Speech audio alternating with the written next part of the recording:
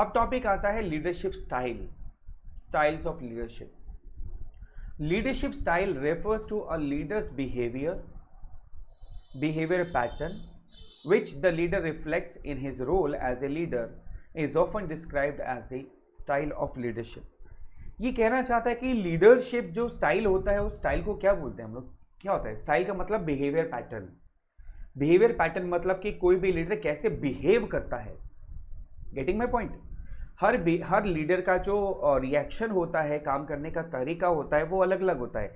Late it be Sonia Gandhi, let it be Arvind Kejriwal, let it be any leader, political leader, let it be Narendra Modi, right, let it be Rahul Gandhi. कोई भी leader हो, सबका जो काम करने का बिहेवियर पैटर्न होता है वो अलग अलग होता है और वो बिहेवियर पैटर्न उनके लीडरशिप स्टाइल में रिफ्लेक्ट करता है और वही उनका रोल उस लीडरशिप स्टाइल को बनाता है. Leadership styles refer to a leader's behavior pattern which the leader reflects in his role as a leader is often described as a style of leadership और उसे को हम leadership style कहते हैं. और अब पहचानने की कोशिश करेंगे हम leadership style कौन कौन से होते हैं. उससे पहले ये पॉइंट बहुत इंपॉर्टेंट है, बहुत. A leadership style is the result of, यानी अभी कोई भी लीडर किसी भी पैटर्न को वो फॉलो कर रहा है, वो जो स्टाइल है यानी जो बिहेवियर पैटर्न है वो लीडर्स की फिलॉसफी, उसकी पर्सनालिटी, उसका एक्सपीरियंस और उसके वैल्यू सिस्टम को रिफ्लेक्ट करता है. ध्यान से समझिए, कोई भी जो लीडर है इस समय में, चाहे कोई भी लीडर रहा, उनका जो भी बिहेवियर पैटर्न रहा, कोई भी स्टाइल रहा लीड करने का, वो जो स्टाइल होता है वो उनकी फिलॉसफी को दर्शाता है, उनकी पर्सनालिटी को दर्शाता है, उनके जीवन के एक्सपीरियंस को दर्शाता है, वो किस चीज़ को कितनी वैल्यू देते हैं उस सिस्टम को दर्शाता है. Let takes an example of mister Narendra Modi. अब नरेंद्र मोदी का अगर एग्जांपल लेते हैं हम प्राइम मिनिस्टर्स का, तो वो एक कहा जाता है कि उनके लाइफ के अंदर में बड़े वर्स्ट एक्सपीरियंस रहे, बड़े बिटर एक्सपीरियंस रहे. उन्होंने बचपन में एक चाय भी बेची. तो जब वो प्राइम मिनिस्टर बने सबसे पहले उन्होंने किसके बारे में सोचा, उन गरीब लोगों के बारे में जिस स्टेज से वो गुजरे थे. यानी आज अगर उनका जो लीडरशिप स्टाइल है कहीं ना कहीं वो क्या रिफ्लेक्ट करता है, उनका पास्ट एक्सपीरियंस, उनकी फिलॉसफी, उनकी पर्सनालिटी, उनका एक्सपीरियंस और उनका वैल्यू सिस्टम, इन सारी चीज़ों को वो रिफ्लेक्ट करता है. It also depends upon the type of followers and the atmosphere prevailing in the organisation. और ये जो बिहेवियर पैटर्न होता है ये बहुत हद तक एक फॉलोअर्स पे भी डिपेंड करता है, उनके फॉलोअर्स कैसे हैं. देखो, फॉलोअर्स अगर अच्छे होते हैं तो लीडर बहुत अच्छा होता है, क्योंकि सारी सजेशन जो होती है वो फॉलोअर से ही मिलती है, जो फीडबैक मिलता है वो फॉलोअर से मिलता है. लेकिन अगर फॉलोअर्स चमचागिरी करने वाले होंगे, हामे हामे लाने वाले होंगे, हर चीज़ को यस बॉस कहेंगे, तो लीडर भी गलती कर जाएगा. इसका मतलब लीडर का जो स्टाइल है, बिहेवियर पैटर्न है, वो कहीं ना कहीं फॉलोअर्स के वैल्यू सिस्टम पर भी बेस्ड होता है और वहाँ का उस समय का ऑर्गेनाइजेशन का एटमॉस्फेयर कैसा है इस बात पर भी निर्भर करेगा. तो leadership style is the result of leader's philosophy, personality, experience, value system and it also depends upon the type of followers and the atmosphere prevailing in the organisation.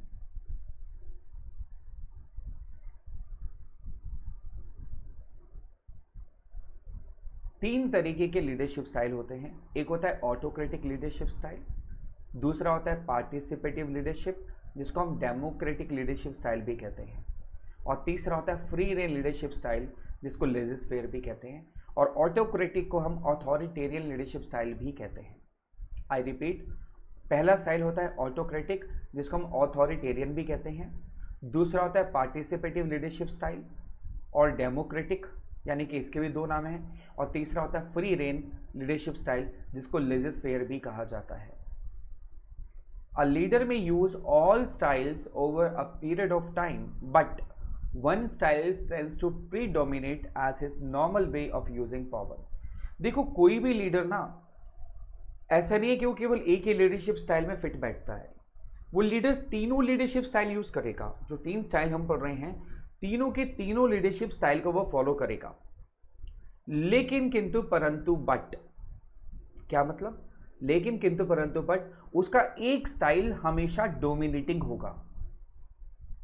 Got my point. एक style हमेशा क्या होगा, dominating होगा, जिसको वो maximum follow करेगा। तो देखते हैं जरा लीडरशिप स्टाइल क्या क्या है। पहला लीडरशिप स्टाइल आता है ऑटोक्रेटिक और अथॉरिटेरियन लीडर। ओहो, पिक्चर दिखा रही है बॉस। ऑटोक्रेटिक लीडरशिप स्टाइल, जिसको अथॉरिटेरियन लीडर भी कहते हैं, उसमें क्या बोलते हैं, N autocratic leader gives orders. देखो आपको पहचानना होगा, क्वेश्चन में केस स्टडी आएगी, आपसे पूछा जाएगा कि कौन सा लीडरशिप स्टाइल फॉलो किया जा रहा है। तो आपको ये जो मैं आपको वर्ड्स बता रहा हूं, जो आपको मैं इनके पॉइंट्स बता रहा हूं, इन पॉइंट्स के बेसिस पर ही आपको आइडेंटिफाई करना होगा कि कौन सा लीडरशिप स्टाइल फॉलो हो रहा है। ऑटोक्रेटिक और authoritarian leader, an autocratic leader gives orders and insist that they are obeyed.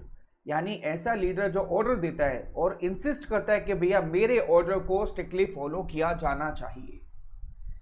He determines the policies of the group without consulting them. Please underline the word without consulting them. यानी कि इस case में जो leader होता है वो अपना order देता है लेकिन बिना किसी से कंसल्ट किए। वो कंसल्ट नहीं करता अपने फॉलोअर से, मैं क्या करूं क्या ना करूं, सीधा ऑर्डर देता है लीडर और कहता है कि इसको फॉलो किया जाना चाहिए। He does not give information about future. यानी वो ना तो अपने फॉलोअर्स को ये बताता है कि हम फ्यूचर में क्या करने वाले हैं, but simply tells the group what immediate steps they must take. हाँ, उनको ये जरूर बताता है कि अभी हमें क्या करना है, ये जरूर बताता है, लेकिन कभी ये डिक्लेयर नहीं करता लीडर कि फ्यूचर में हम क्या करने वाले हैं, क्यों करने वाले हैं। यानी ऑटोक्रेटिक लीडर का क्या स्टाइल होता है कि वो ऑर्डर देता है और कहता है कि मेरे ऑर्डर को फॉलो किया जाए।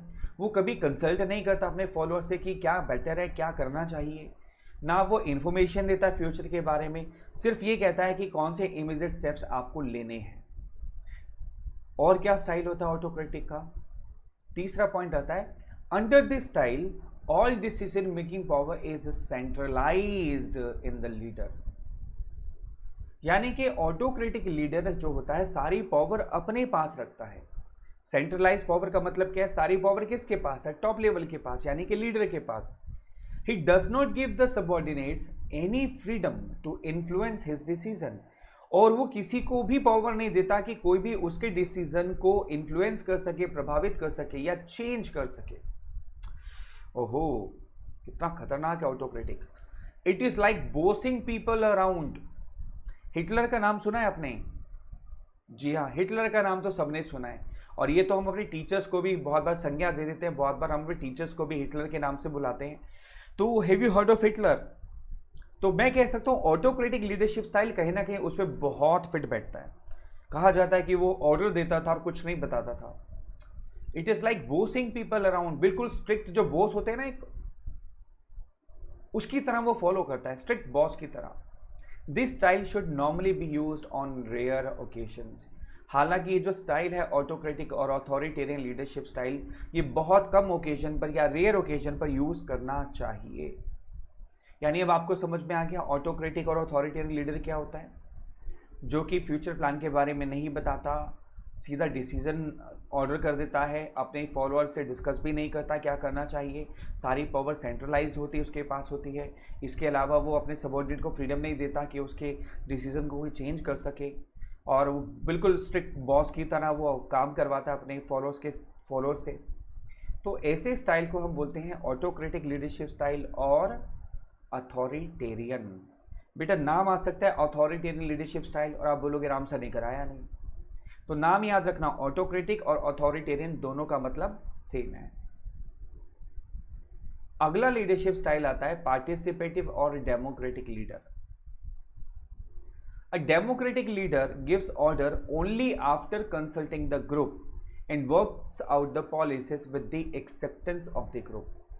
देखो पार्टिसिपेटिव जो लीडर होता है, जिसको हम डेमोक्रेटिक भी कहते हैं, वो क्या करता है, कंसल्ट करता है अपने वर्कर से, फॉलोअर से यानी, और उनसे कंसल्ट करने के बाद जो है पॉलिसीज डिसाइड करता है कि हमें क्या करना चाहिए। और ऑटोक्रेटिक में क्या था, वो कंसल्ट नहीं करता। पार्टिसिपेटिव में क्या है, कंसल्ट करता है। He never asks people to do the things without working out long-term plans on which they are working. Autocratic में क्या था, वो फ्यूचर प्लान के बारे में बिल्कुल नहीं बताता और वो कहता है कि बस अभी फॉलो करो। लेकिन पार्टिसिपेटिव और डेमोक्रेटिक लीडर क्या है, वो कहता है कि पहले लॉन्ग टर्म प्लान्स को अपने माइंड में रख करके फिर काम करो। He never ask people to do things without working out on the long term plans, यानी बिना लॉन्ग टर्म प्लान्स पे फोकस के काम मत करो। He favours decision making by the group, यानी पार्टिसिपेटिव लीडर जो होता है या डेमोक्रेटिक लीडर जो होता है वो ग्रुप से कंसल्ट करता है, और जो भी ग्रुप सही डिसीजन लेता है, जो या मैक्सिमम लोग जिसके फेवर में होते हैं जिस डिसीजन के, वो डिसीजन पार्टिसिपेटिव या डेमोक्रेटिक लीडर फॉलो करता है।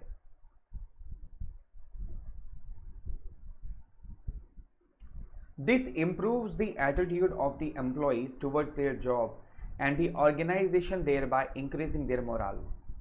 देखो इस स्टाइल से क्या होता है, ये फायदेमंद है, इससे लोगों का एटीट्यूड इंप्रूव होता है। इससे ये पता चलता है, देखो जिस ग्रुप को आपने फॉलो किया उसको खुशी होती है कि हमारे ग्रुप का जो डिसीजन है वो कंपनी ने फॉलो किया, ऑर्गेनाइजेशन ने फॉलो किया। और जिसका डिसीजन नहीं माना जाता, एटलीस्ट उसको ये समझ में आ जाता है कि हमारा डिसीजन क्यों नहीं माना जा रहा। देखो दो ग्रुप हैं, ठीक है, दोनों से पूछा जा रहा है, एक के फेवर में ज़्यादा पॉइंट है, एक के कम। जिसके फेवर में ज़्यादा पॉइंट है उसके डिसीजन को मान्यता दी जाएगी, उसका डिसीजन फॉलो होगा। तो वो जो ग्रुप है वो बहुत खुश होगा कि उसका डिसीजन फॉलो हो रहा है। और जिस ग्रुप का डिसीजन फॉलो नहीं हो रहा, एटलीस्ट उसको ये पता चल जाएगा कि हमारा डिसीजन फॉलो क्यों नहीं हो रहा। इससे मोरल भी बढ़ता है और कॉन्फिडेंस भी बढ़ता है। Using this style is of mutual benefit, बिल्कुल इससे म्यूचुअल बेनिफिट होता है। इट अलाउज देम, यानी कि सबऑर्डिनेट को अलाउ करता है, to become part of the team and helps leaders to make better decisions. यानी कि अब यहाँ पर सबसे बड़ा फायदा क्या है कि जो सबऑर्डिनेट होते हैं उनको भी फायदा होता है, उनको पार्टिसिपेट करने का मौका मिलता है, और जो टीम के लीडर्स होते हैं उनको भी बेटर डिसीजन लेने में मदद मिलती है। And this style is called participative और डेमोक्रेटिक लीडरशिप स्टाइल।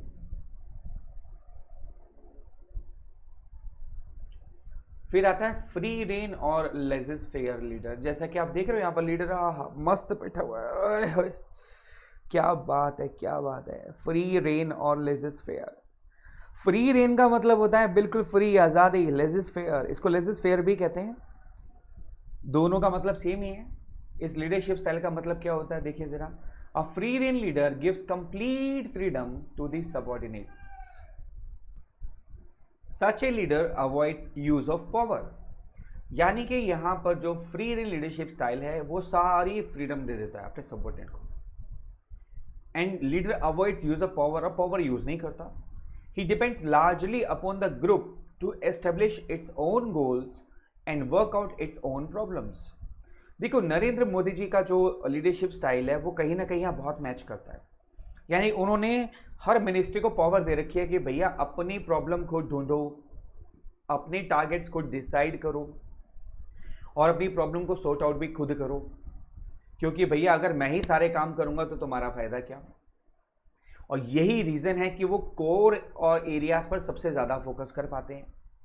और उन्होंने पावर दे रखी है अपने सारे मिनिस्टर्स को कि भैया आप काम करो, हाँ अगर आपसे कोई काम ना हो या कहीं अटक जाओ तो मुझे याद कर लो। तो group members work themselves as per their own choice and competence. देखो इस लीडरशिप स्टाइल का सबसे बड़ा फायदा क्या है कि जो मेंबर्स होते हैं उसके, वो अपनी प्रॉब्लम खुद ढूंढते हैं, अपने गोल खुद डिसाइड करते हैं, उन प्रॉब्लम के सॉल्यूशन भी खुद ढूंढते हैं, खुद ही चूज करते हैं उनको क्या करना है और अपनी कॉम्पिटेंस के हिसाब से अपने काम को करते हैं। Very good leadership style. The leader exist as a contact man. यहां ध्यान रखना, इसमें ऐसा नहीं है कि लीडर कहता है कि भैया मैं जा रहा हूं सोने, तुम काम करते रहो। वो कॉन्टेक्ट मैन की तरह सबके साथ जुड़ा रहता है। The leader exists as a contact man with the outsiders to bring information and resources the group requires for accomplishing the job। यानी कि जो रिसोर्सेज की ज़रूरत होती है या कुछ इंफॉर्मेशन की ज़रूरत होती है तो वो आपस में सारे जो मेंबर्स होते हैं उनसे इकट्ठा करके लेकर के आता है। This is also known as laissez-faire, which means no interference in the affairs of the others। Laissez faires का मतलब भी यही होता है कि नो इंटरफेरेंस, यानी दूसरों के काम में कोई दखल अंदाजी ना देना, allow them to do what they want to do, and this leadership style is called laissez faire और फ्री रेन।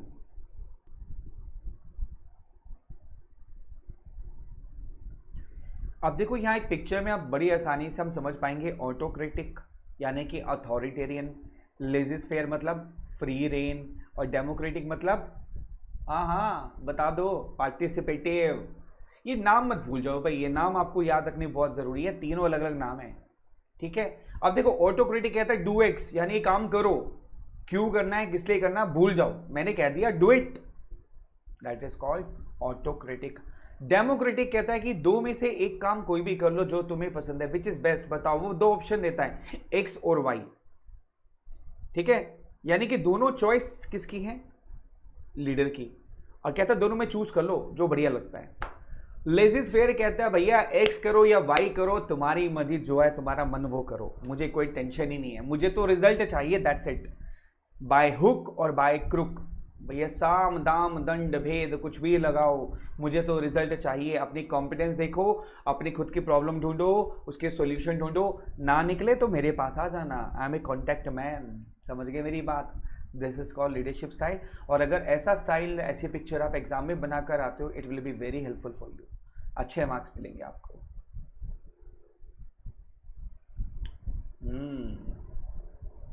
चलिए एक एग्जाम्पल लेते हैं और आपको बताना होगा कि कौन सा लीडरशिप स्टाइल है, आपको बड़े ध्यान से बताना होगा, थोड़ी प्रैक्टिस भी आपकी हो जाए।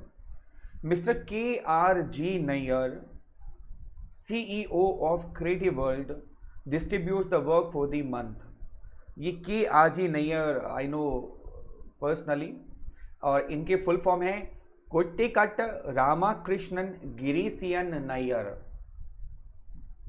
क्या हुआ, हंसी आ रही है भाई, नेम है कोट्टिकट रामाकृष्णन गिरीसियन नैयर, बड़ा छोटा नाम है KRG नैयर। आपको पता है PT उषा का पूरा नाम क्या था, the fast runner lady PT Usha. छोटा नाम तो सबने याद कर लिया स्कूलों में, पूरा नाम तो याद ही नहीं कराया गया, पीलुविला कांडिथेका पराम्पिला उषा। कैसे छोटे छोटे नाम है ना। चलो एक चीज और पूछते हैं आपसे, ऑक्सफोर्ड डिक्शनरी का सबसे बड़ा लेंदी वर्ड कौन सा है? अब डिक्शनरी खोल के मत बैठ जाना या गूगल सर्च करने बैठ के, pneumonoultramicroscopicsilicovolcanoconiosis, बस ये छोटा नाम है, pneumonoultramicroscopicsilicovolcanoconiosis, P से स्टार्ट होता है, पी साइलेंट है इसमें। खैर कम बैक, जस्ट जोकिंग यार, मैंने कहा नाम थोड़ा छोटा है, बता दूं आपको कैसे छोटा है। Mister KRG Nayyar, CEO of Creative World, distributes the work for the month. He delegates the work to his staff, Miss Ranju, Miss Anjana, Miss Geeta and Mr. Dinesh as per his discretion। आपको बताना है कौन सा leadership style होगा, सोचो, autocratic है, democratic है या फ्री रेन, तीन ही है, तीन में से एक बताना है आपको, लॉक कर दूं? सोच लिया, दिस इज ऑटोक्रेटिक। अगला इलस्ट्रेशन आपके सामने आता है। Mister KRG Nayar has realized that due to absence of miss Geeta the work will not get over as scheduled. He discusses with his staff members to meet the deadline. Everybody decided to do over time and planned to stay back accordingly. बताइए ये कौन सा leadership style होगा? Which leadership style is this? पक्का lock कर दूं? हाँ पता है सर, पता है, कर दिया, इट्स डेमोक्रेटिक, क्योंकि यहाँ पे डिस्कस कर रहा है। देखो ऊपर वाले में क्या था, उसने सिर्फ काम दे दिया, सीधा सीधा काम करो, कोई डिस्कशन नहीं, कोई कुछ नहीं। सेकंड में क्या डिस्कस कर रहा है। और थर्ड लीडरशिप स्टाइल क्या है? The staff plans to organize a party in honour of miss Geeta as she got promoted. Mister KRG Nayar asked the other members of staff to fix the venue and the menu for the occasion. यानी अब नैयर साहब ने यहाँ कहा कि गीता का promotion हो गया है, तो आप सब लोग खुद डिसाइड करो कौन सा वेन्यू होगा और क्या मेन्यू होगा ओकेजन का, यानी they have to decide. Of course the leadership style here is free rein leadership style. तो यहाँ पर हमारा टॉपिक खत्म होता है। Autocratic leadership style, democratic leadership style, free leadership style, यानी टाइप्स ऑफ लीडर्स, और इसके अलावा फीचर्स ऑफ लीडरशिप हमने किया था स्ट्राइव, और हमने इंपॉर्टेंस ऑफ लीडरशिप स्टाइल किया था, और वो था HS।